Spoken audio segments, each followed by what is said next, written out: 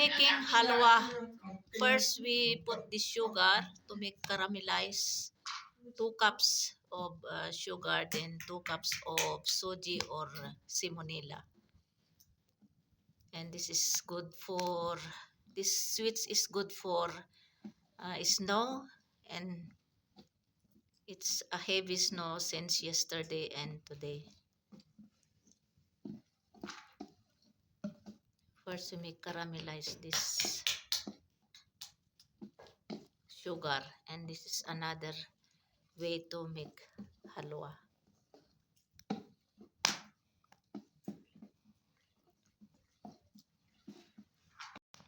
Now, next we'll put now oil. Half cup oil, or no problem, half cup now. And then when I make this soji or halwa, this is another way. So this is another way also to cook.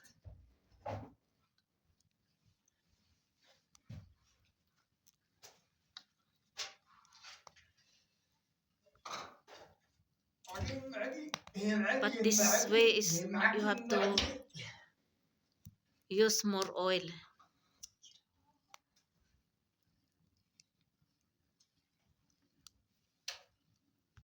Now next we'll put now this simonilla or soji.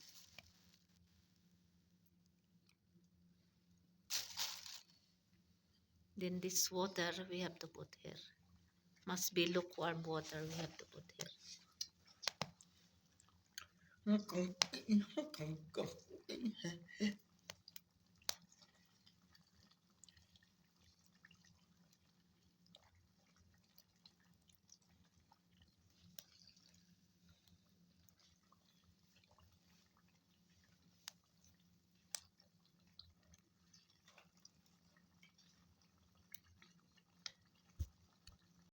Now we put now some dried nuts, coconut flakes, raisins, peanuts, and walnuts.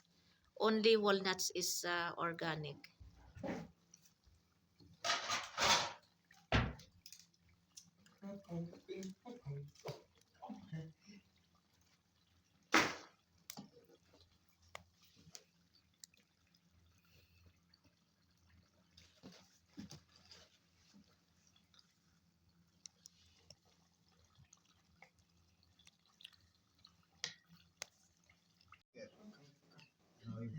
Now we put now water here, lukewarm water.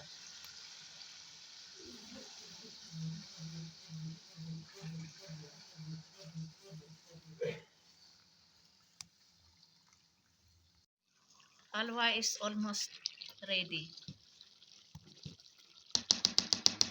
And you can eat with this one with paratha or chapati.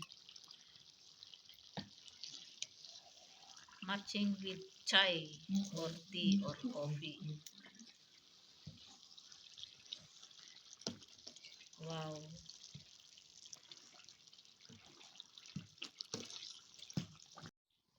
Breakfast tayo ng soji, halwa or simonilla with chapati or parathas. But I will eat with chapati with tea. And last night we cooked this halwa. Then just I make hot here. So I have more extra here. Last night is January 25. Today is 9 o'clock. I will make nasta or breakfast. And this is perfect for snow falling. Ay, ano pala. Nag-snow noong last 23. So until now, makapal pa rin ang snow. Ayan, baka may upcoming na naman na snow today.